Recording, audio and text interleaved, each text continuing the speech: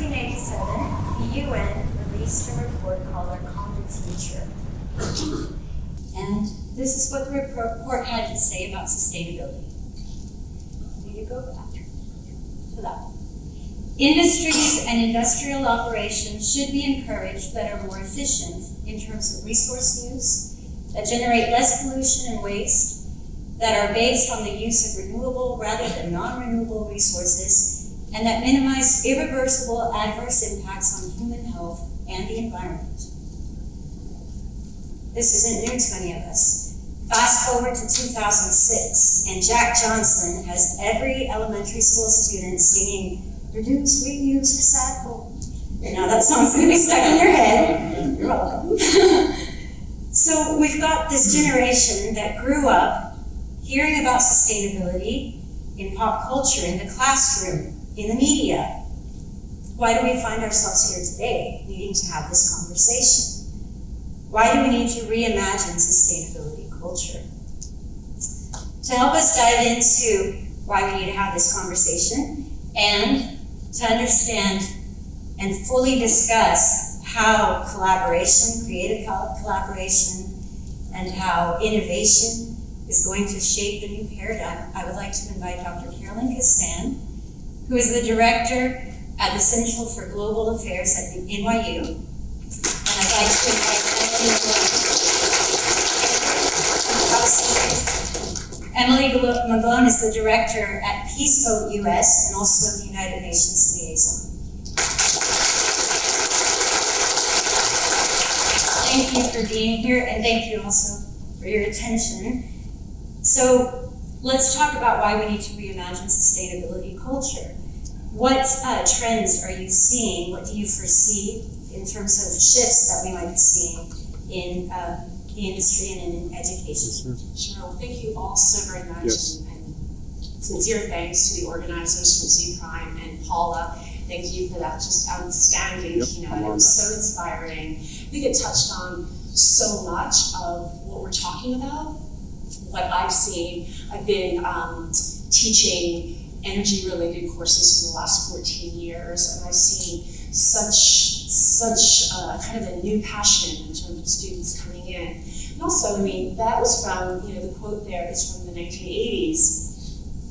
Today in 2019, I think it's much more integrated across businesses. It's the way that we think about energy, the opportunities that we have to be much more involved in how we use energy, consumption, and I think that there's just a general, a deeper movement of change and focus around sustainability. So I'm seeing it both at the corporate side, but I'm also seeing it in terms of education. When I look at the types of classes that we offer today, global electricity markets, energy policy management, so students are really sort of understanding the systems of energy and how to be involved.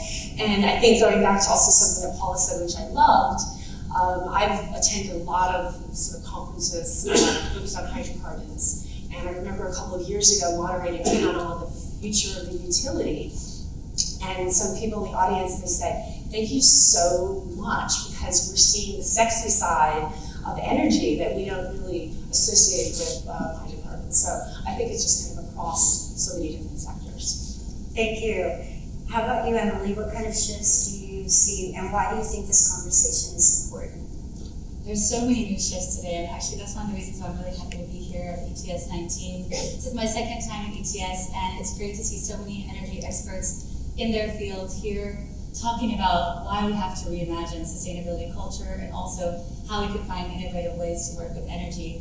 I think nowadays it's not just the coal power plants, and it's not just the nuclear power that's kind of phasing out. I think that now renewable energy, especially for young people who are interested in making a shift towards a more sustainable future, has become really popular. Solar and wind power is on the top of everybody's agenda, and I know that here in Texas especially, with the beautiful sunshine and the wind that you have, it's such a great and powerful tool for energy.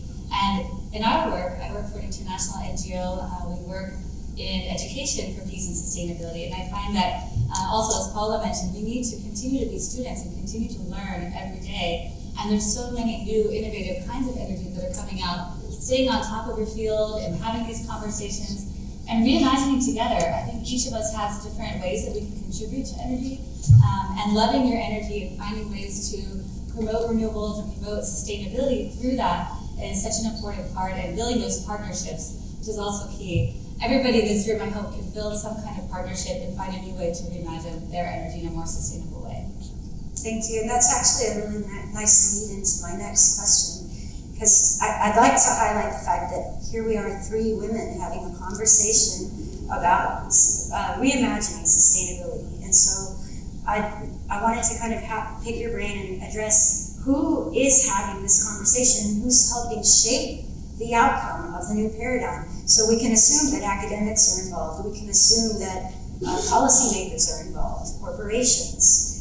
But who else? What other voices do we want to listen to? So for instance, Carolyn, your students at NYU, how are they creating a new paradigm for sustainability culture, and how do you view education on this subject changing?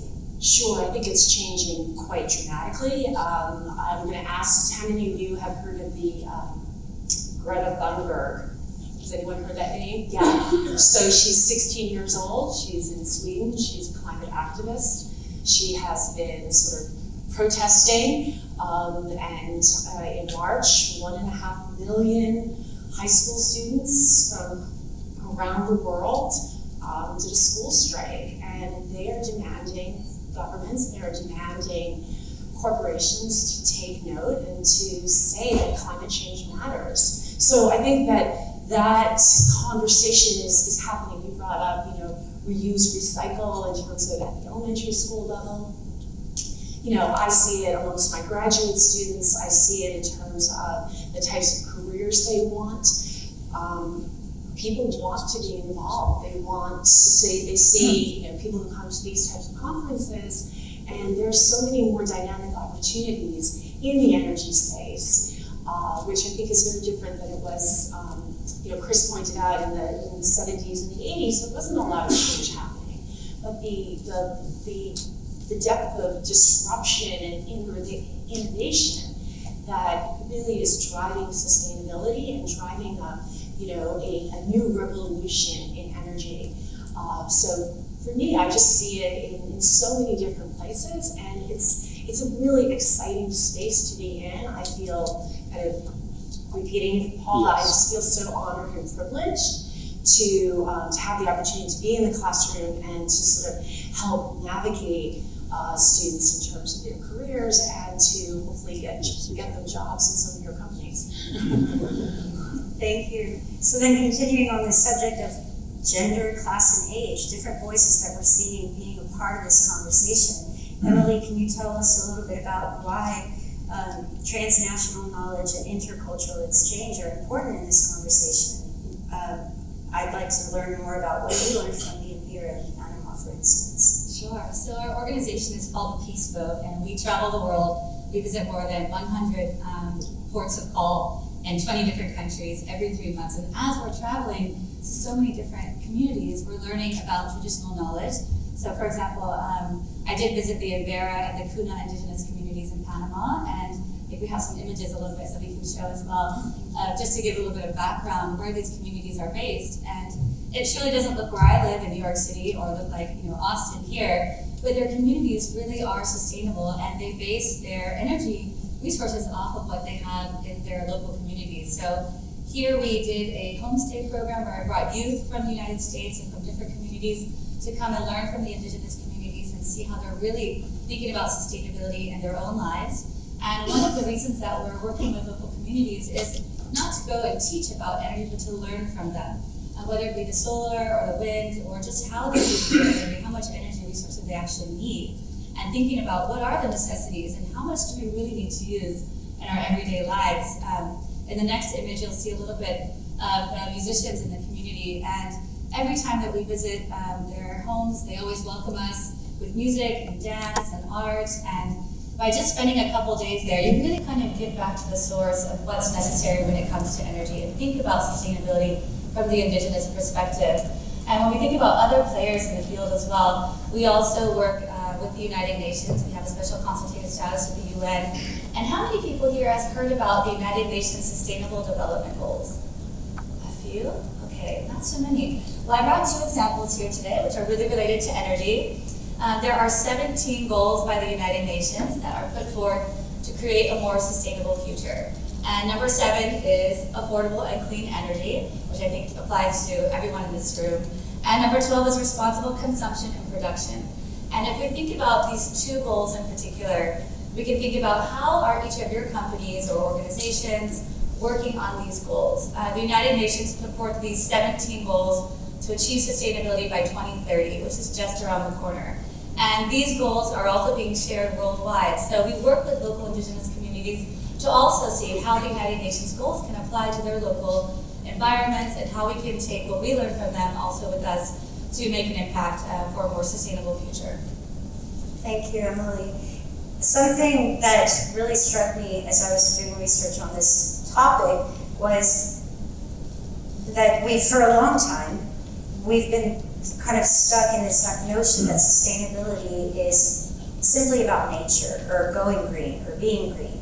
And so we're broadening the topic now and incorporating other spaces like the economic sphere, right? So can we talk about that a little bit? How are economies changing? How are business models changing in trying to be more sustainable? Well, I think, historically there was an idea that, if you had economic growth, you had an increase in carbon emissions. And we've seen, across many different countries and states here in the United States where you have a decoupling, where you can grow economically and at the same time reduce carbon emissions. And I think it would be hard pressed to find any large corporation or organization that is not thinking about energy, that is not thinking about sustainability. You have concerns from consumers, but you also have, you have a new level of shareholder activism. I've definitely seen it, in the oil and gas space where shareholders are saying we want to know from the corporate side in terms of what the company is doing to address climate change and how they're working to reduce carbon emissions. So I think that, if you go back to sort of CSR reports from 15, 20 years ago, there was a sense that it was kind of greenwashing.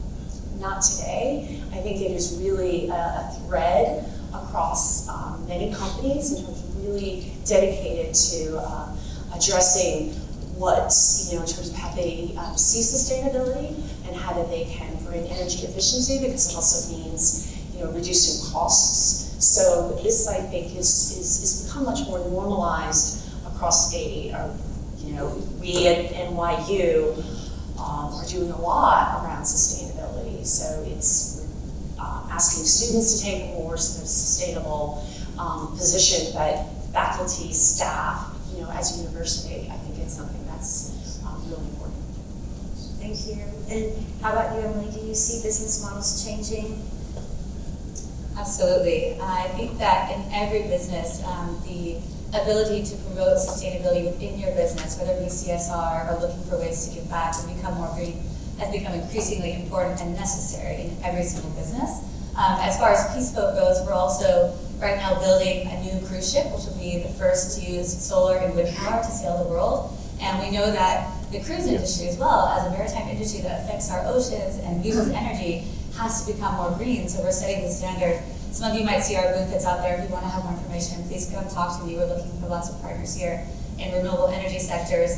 And also I've seen a big shift in other countries, not only the United States. I used to live in Tokyo, Japan, and I was there in 2011 when they suffered the triple disaster of the earthquake, tsunami, and then nuclear meltdown of Fukushima. And many of you know that nuclear power plant continues to leak into the ocean today. And I think the energy sources in Japan have then gone green and started to use renewable energy, solar and wind power more, and also to phase out their nuclear energy as much as possible, because the economic impact of the disasters of a nuclear meltdown are so great and so damaging to the local communities and to the environment and to the economic sector as people lose jobs and have to evacuate their homes.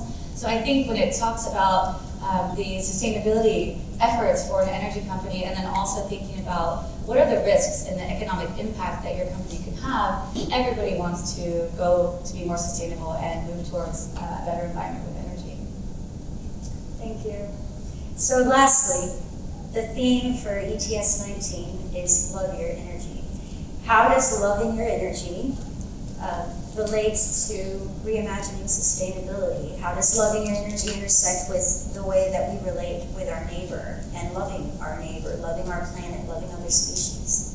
I associate, I think of the word care, I think of the word nurture when I think of the word love. So and what I'm seeing, and I think one of the big conversations that's going to be happening over the 3 days of ETS is that, consumers have a much more active role, that they're no longer passive consumers of their energy, that they can be deeply involved and empowered in terms of how they make those decisions, and they have a lot more agency with regards to their consumption and just the way that they think about sort of how they interact with different energy systems. So I think that, when I think of love your energy, I think it's something really exciting. And that's what kind of going back to what I said earlier about my students. My students just, they find it such a fascinating area of study. They really want to be involved. They want to be involved in sort of the changes that are taking place. They want to sort of have an impact on what the future is going to look like. And what's not to love about that? I think that's just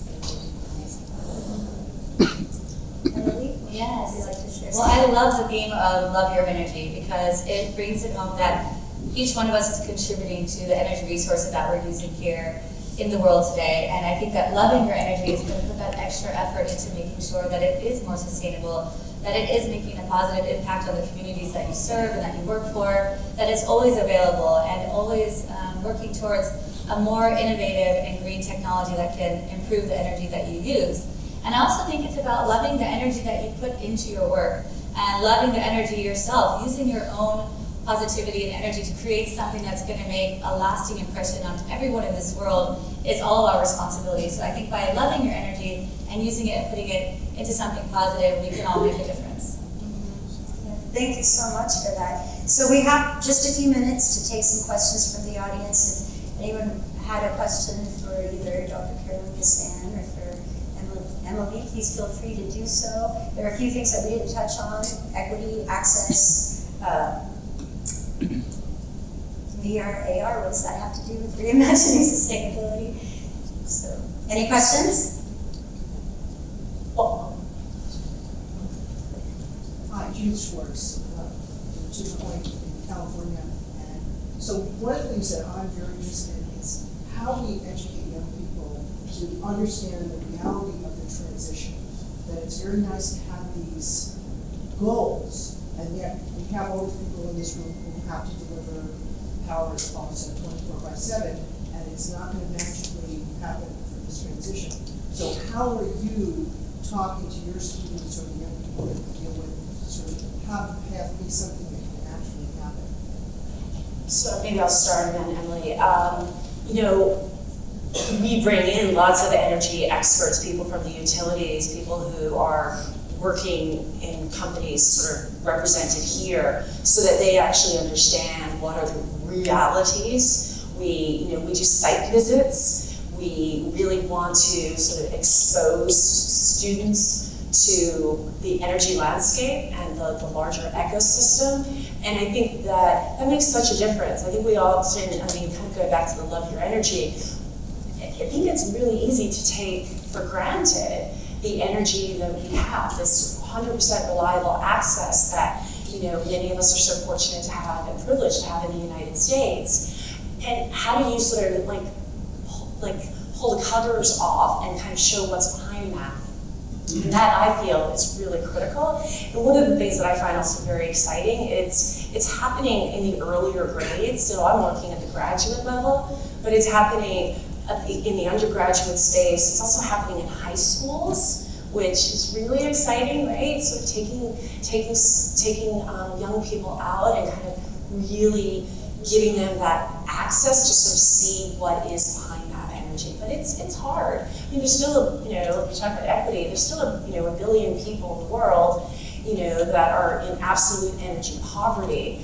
So there's still so much work to do. And I'll just finish up and I'll say, I always tell students that, you can't have 24/7 reliable, affordable energy without sort of thinking about different types of energy. So you can't move 100% in one direction without also sort of thinking about the larger picture. And I'll just quickly add on that we also do similar work as Caroline, where we bring youth and people of all ages, really, because Peace Boat is very intergenerational. We have a lot of retirees that travel with us on the boat, and because we go to many areas where we're able to learn firsthand, site visits, for example, are super important. Visiting countries in the Baltic region, Sweden, Norway, Finland, are really advanced in their renewable energy technology, especially looking at sustainability and energy. So we've been doing a lot of those kind of visits and learning firsthand from those communities, and also bringing experts and academics and leaders in the field onto the Peace Boat to give conferences and workshops, and that's one way that we're educating youth. And the other is using our office at the United Nations Plaza in New York to offer all ages of young people up into the graduate level and beyond to be able to participate in high-level conferences at the United Nations, especially focused on sustainable development, and giving them the opportunity to learn from experts also at that level. Well, thank you very much. Let's give a round of applause.